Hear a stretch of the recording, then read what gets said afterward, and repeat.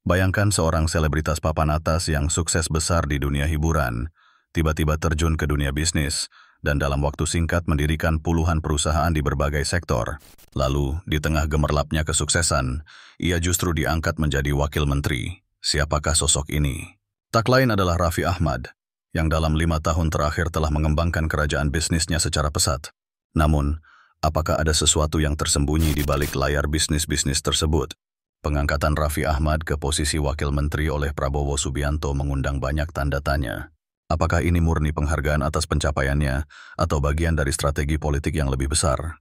Publik pun mulai bertanya-tanya. Apakah ini cara pemerintah, khususnya Prabowo, untuk memantau dan mengawasi lebih jauh bisnis-bisnis Raffi yang disebut-sebut janggal? Bagaimana kisah di balik pencapaian ini? Dan benarkah jabatan publik ini dimanfaatkan sebagai trik untuk membuka tabir rahasia bisnisnya? Mari kita telusuri lebih dalam, karena bisa jadi ada cerita yang lebih besar di balik layar yang belum terungkap. Perkembangan bisnis Raffi Ahmad yang cukup pesat selama periode 2020 hingga 2024. Dalam 5 tahun, Raffi Ahmad berhasil mendirikan 35 perusahaan di berbagai sektor, mulai dari hiburan, olahraga, kosmetika, hingga makanan dan minuman. 2 perusahaan awalnya, PT Rans Entertainment Indonesia dan PT RFA Maju Internasional, menjadi fondasi untuk beragam usaha yang tersebar dalam berbagai bidang. Namun perkembangan pesat bisnis ini tak luput dari berbagai isu yang beredar.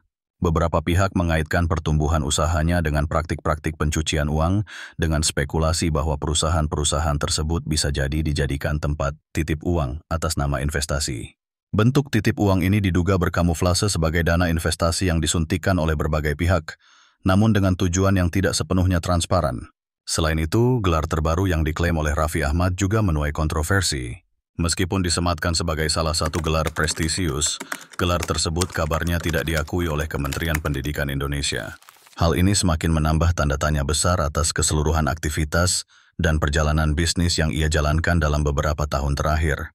Kombinasi dari jumlah perusahaan yang terus bertambah, isu pencucian uang, dan gelar yang tidak diakui menimbulkan berbagai spekulasi tentang transparansi di balik kerajaan bisnis Raffi Ahmad. Rumor yang beredar menyebutkan bahwa sebagian perusahaan yang didirikan oleh Raffi Ahmad, meski berjumlah banyak, tampak memiliki aktivitas yang minim atau bahkan tidak jelas. Sisanya kosong nih. Tuh nggak ada. Pegawai doang itu yang pada duduk-duduk. Ya, sisanya kalau kita lihat nih, bangkunya kosong.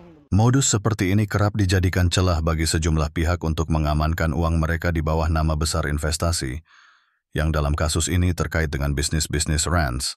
Spekulasi semakin memanas ketika Raffi Ahmad mengumumkan gelar kehormatan yang baru-baru ini ia terima. Gelar tersebut langsung menjadi perbincangan di media sosial dan menuai berbagai reaksi.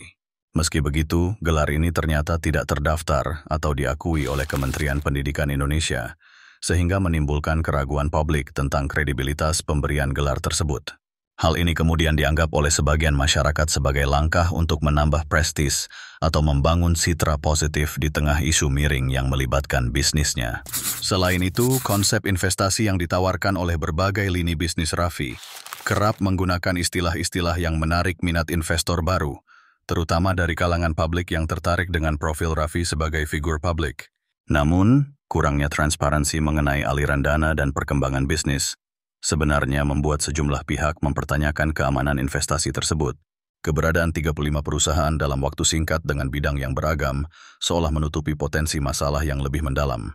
Bagi publik, ini memunculkan kekhawatiran bahwa kecepatan ekspansi perusahaan-perusahaan ini mungkin lebih banyak didorong oleh strategi untuk menyembunyikan aset atau mengelola dana dari berbagai sumber yang tidak teridentifikasi dengan jelas, dibandingkan dengan tujuan membangun bisnis yang sehat dan berkelanjutan.